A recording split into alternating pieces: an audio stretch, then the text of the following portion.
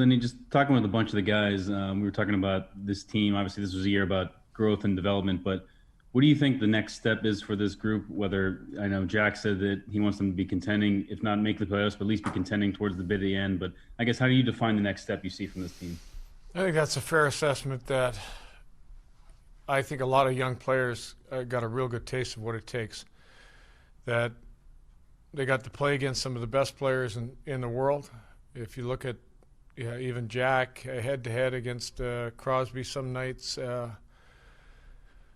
You got Ty Smith, the same thing, young defenseman that was able to play against some of the biggest, most powerful forwards in the league. So the next step really is it is being that team that can battle for a playoff spot and get into a playoff spot. So not looking ahead too much in the next season, but when you say that, is there going to be a balance then between trying to still let these guys kind of grow and mature, but also with wanting to get results in the end? I think that's fair. I think they understand that really they showed an incredible growth to a man, the young players. Played through a lot of mistakes. The mistakes got to go down. The accountability for, putting games away really has to go up on my front. And I think that'll be probably a little bit easier job to do once we can get good practices in, get a schedule where we can practice in between games, where it's not done by video, that you get on the ice and you work at things and you get better at them. And looking back at this season, a hard one, you just mentioned the practices and the lack thereof. How hard of a season is this to maybe assess from a player development standpoint? Because they did show growth, but they did struggle too. But a lot of the struggles were the fact that they couldn't practice, they couldn't work on things. So do you just kind of take that into account when you're assessing video and growth? I really don't know how to assess it when, you want to break down, a couple weeks off in the middle of your year for COVID, no practice time, only really 1-2 day break from February till sometime in March. And when you do have breaks, it was mainly letting the team try to rest because everybody knows how demanding that schedule was. The injuries, the not having Nico, there was a lot of moving pieces. Losing a goalie that we thought was going to be an important part of our team in camp. So you can go a lot of different places. How do you put a value on it, or how much did it change our season? It's just a totally different year.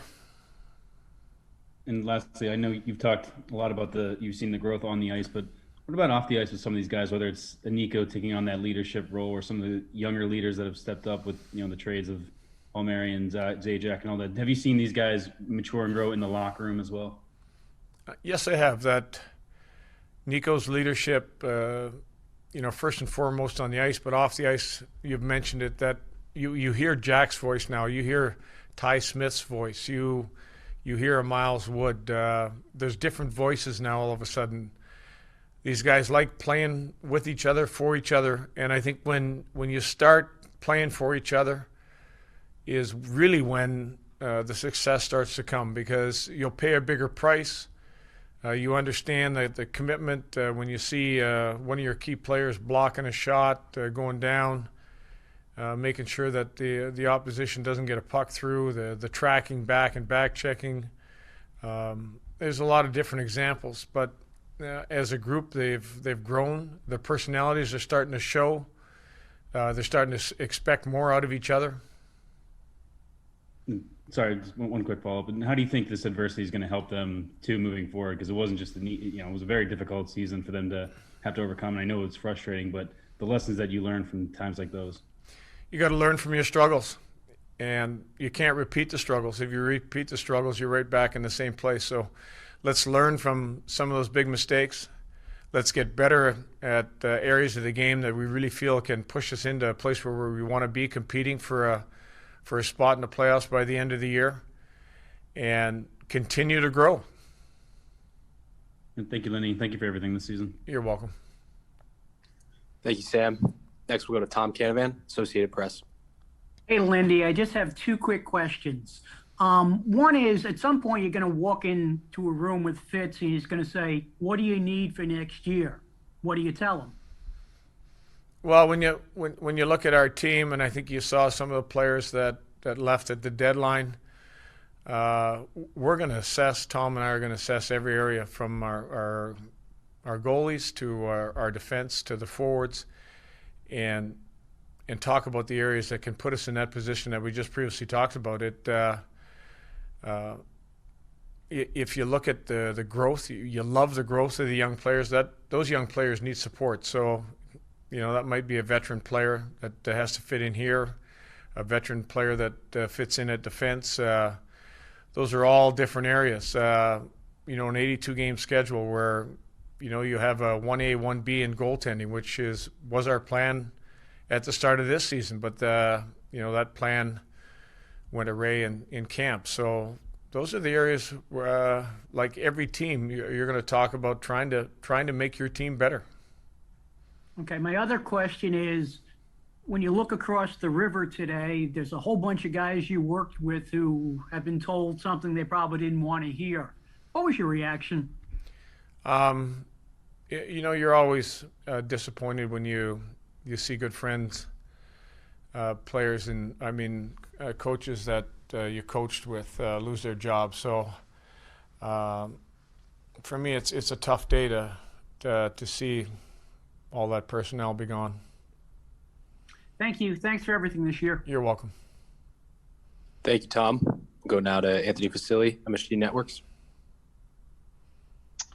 Hey, Lindy. I would think that two of those areas to get to where you want to go would be winning at home and becoming special on special teams again. Would you agree?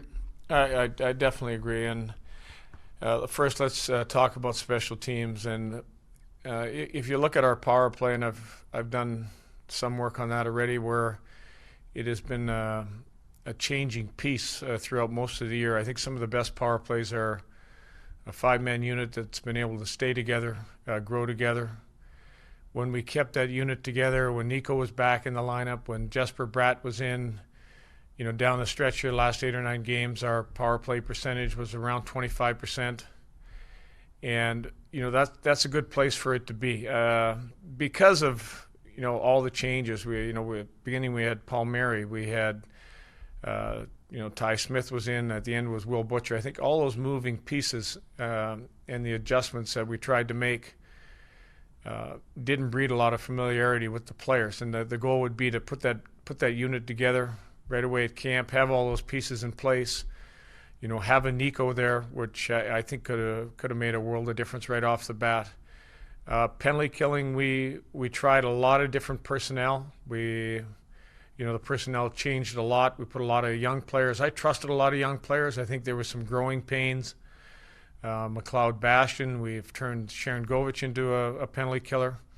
But I think by the end now, and you go to that last stretch of games of 8 or 9 games, we were killing at around 81% and making a difference in game and getting the kills we needed. I would expect that those players I mentioned are going to be a big part of it. They've had a year of it now. We should be better at it, and we breed some consistency in our special teams.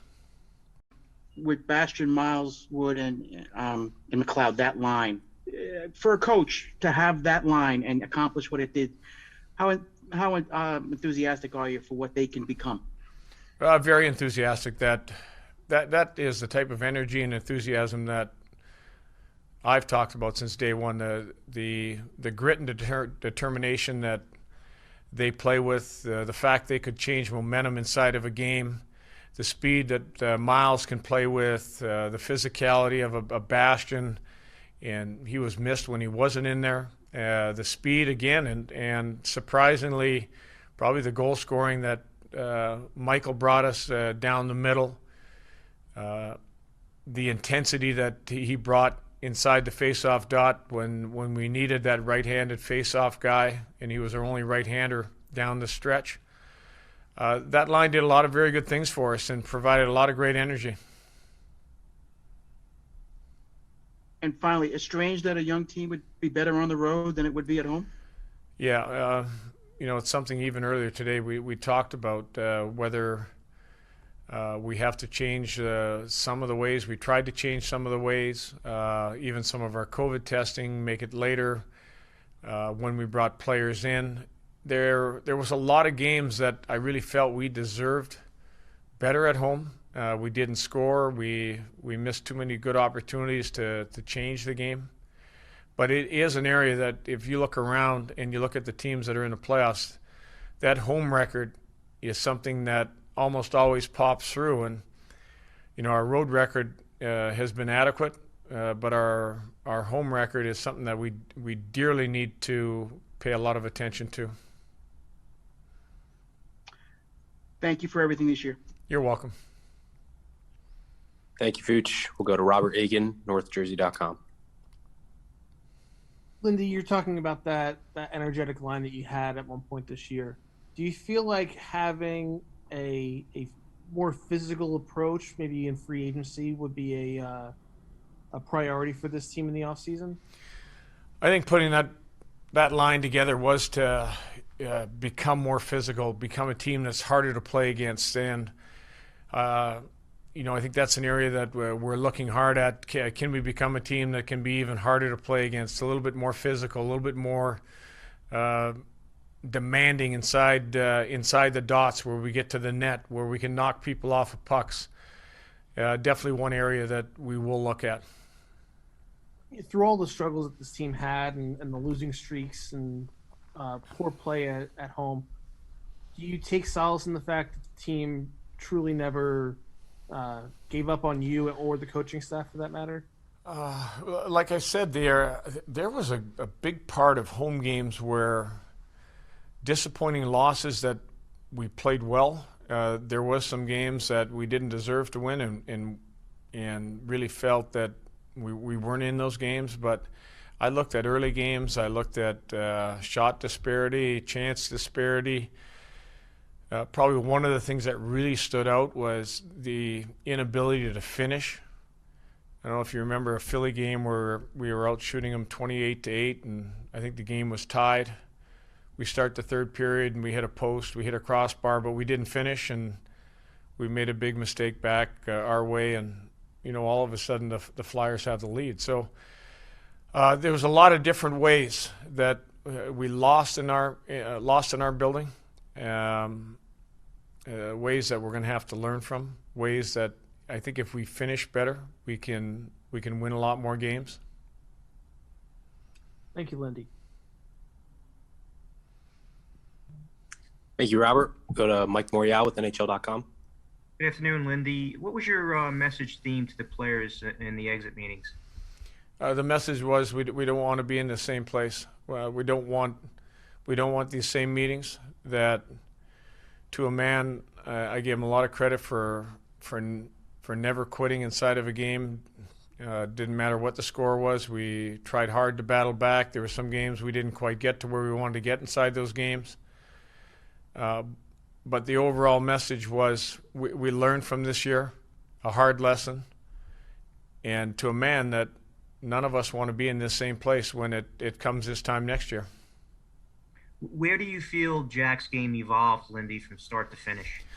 I thought Jack's game was light years ahead of where he was at. I think physically, a different player. I thought speed-wise, a different player. Energy-wise, inside of a game, there was games I thought he dominated having the puck, that the puck was on his stick. For me, there was no comparison to what I'd seen before, and I think he gained confidence as the year went on. The fact that he got off to a good start really helped him. It gave him some of that confidence. Scored a couple early goals. Was almost a point-a-game guy for a while at the start of the year. His probably only disappointment was the fact that he didn't finish a lot of his key opportunities that would have really put his numbers in a great place. I know it's early, Lindy, but is it your intention to maybe maintain all the assistants you have in place for next season? Yes, it is. Okay. And what kind of input will you actually have when it comes to the NHL draft, Lindy? Well, seeing I don't know a lot about the players that are out there and haven't scouted them, the input will be probably be minimal. Thanks for your thoughts and being available all season, Lindy. Have a good summer. Thank you. You're welcome. Thank you, Mike. We'll go over now to Neil McHale with Inside Hockey. Good afternoon, Lindy. I'm just wondering, camp was different this year for a lot of reasons, but, next camp, maybe things loosen up with protocols, but also it figures that you're going to have a lot of the young guys who came up this year and then some others there. How important is that for your group to have that competition right off the hop? I think it's very important that the competition is right there off the bat. I don't think there's going to be any guaranteed places. You're not guaranteed a job. We made a lot of great strides. I think competition is the one thing that drives the team to be better. That competition inside camp, players being rewarded for being a best player at camp. It's your opportunity to say, I can make this team. I can be a difference maker, and I can just use like a Sharon Govich. Really wasn't on radar, but had a great camp. His practices were something that I was very impressed with, and it's a time where you get to see the speed of a player. You get to see determination inside the practices, and it's a great time to evaluate where you think a player can be and can he help your team. I'm glad you brought up Sharon Govich. We talked to him yesterday, but obviously a little bit of a language barrier with him there. I'm just wondering if at any point you noticed him where he looked like, he was having success so early there, if he looked overwhelmed or surprised by the NHL and how success was kind of coming to him so easily. Well, the one thing that stood out was the fact that he skated so well. Shot the puck extremely well. Wondered whether he'd be a guy that'd be able to finish on a regular basis with where he started to. Even those first early Boston games, to finish the one overtime game for us. His play away from the puck, I thought, was for a young guy was excellent. He had a couple dips during the season, but nothing that he couldn't shake his way out of and play really well again. And obviously he finished the year. Him and Kokkonen played well together in between Jack. They played well together in between Travis Zajac. There was some chemistry, which I think he fed off of. And then in terms of next year, what you're looking for, I know you mentioned, having veterans on there. Is that more of a priority on the defensive end than the forwards? I think as a whole, we're looking to be a harder team to play against, that we can compete against we had a lot of close games against Washington, but we ended up not winning those games. We were able to push through what I would call a tough Islander team that's tough to play against. We won a few there, but I think it's on the whole, whether that's forwards, D, is to be a tougher team, to be a more resilient team, to be a team that's harder on the puck and tougher to play against. Thanks so much, Lindy. Appreciate your time all season. You're welcome. Lindy, I think at some point over the course of the season, I'd asked you about this being a different kind of year, and I think you said it was unlike anything you'd ever seen. I just wonder, now that you've had a year back as a head coach, what has this experience been like for you? Well, I don't think my opinion has changed. It has been a year that, unlike no other for myself.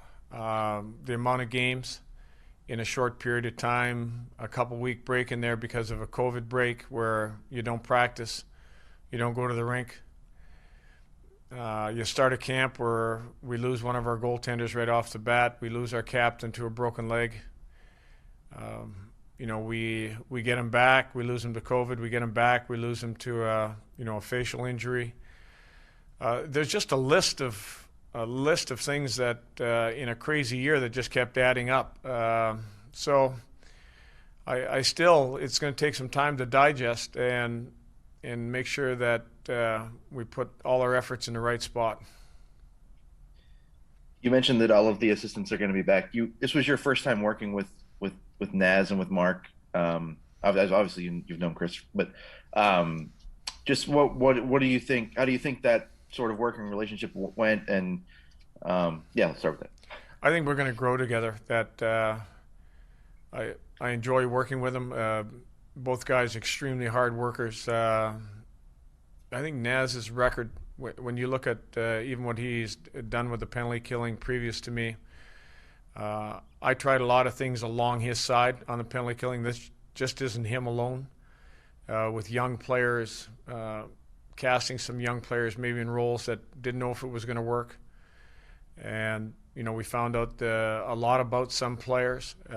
In Mark's case, just a guy that's incredibly passionate about hockey, about making sure this Devils team is going to be a winner, and spending time and helping develop a lot of these young players.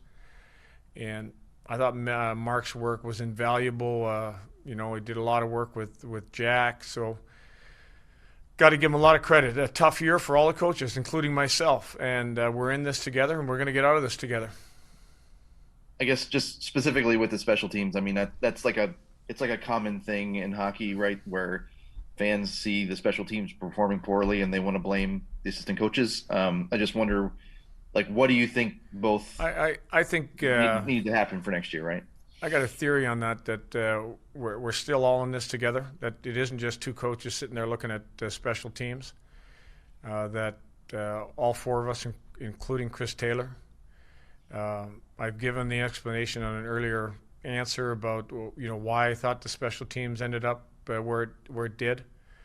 The constant change we had with players coming in, healthy players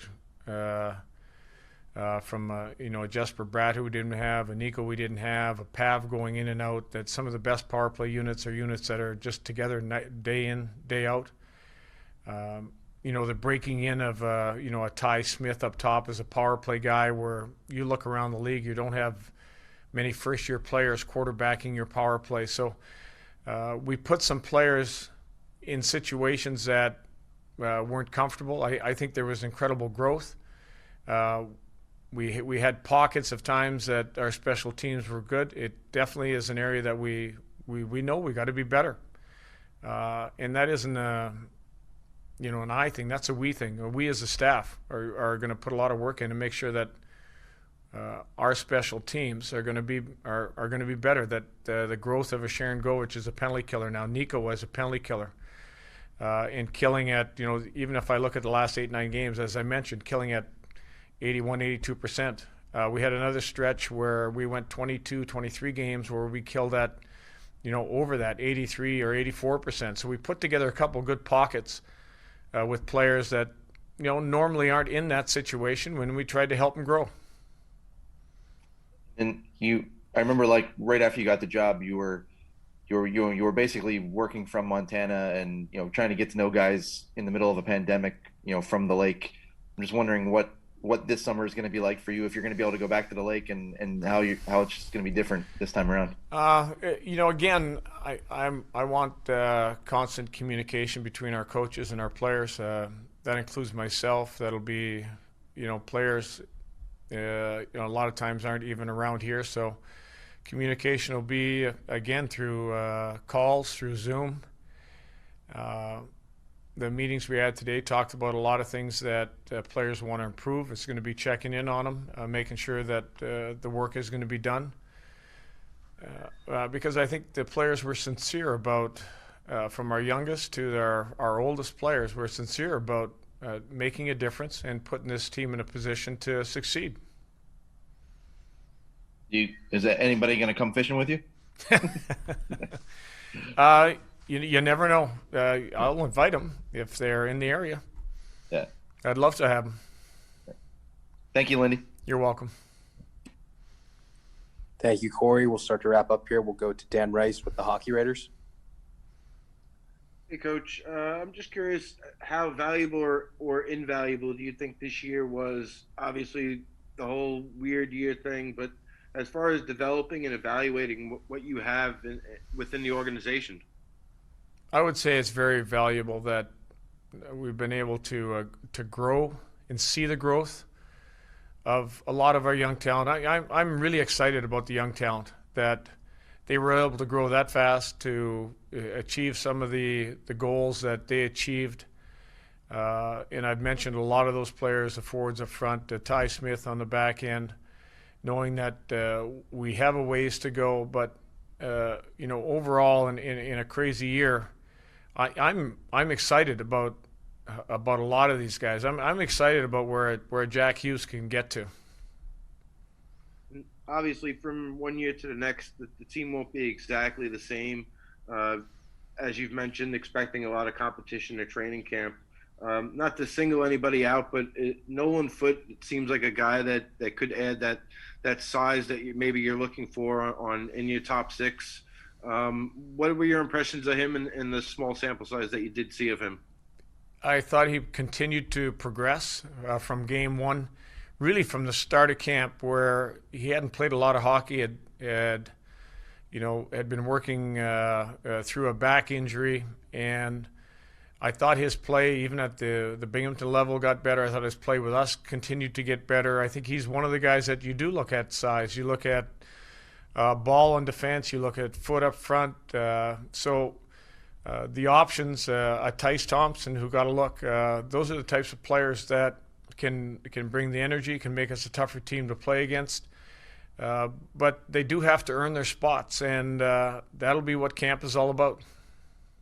And lastly for me, have yourself and the staff been vaccinated yet? Yes, we have. Great. Thank you for all your... I'm sorry. Oh, no, yeah, we just got done with that. Thank you. Thanks for all your insights all season. I really appreciated it. You're welcome.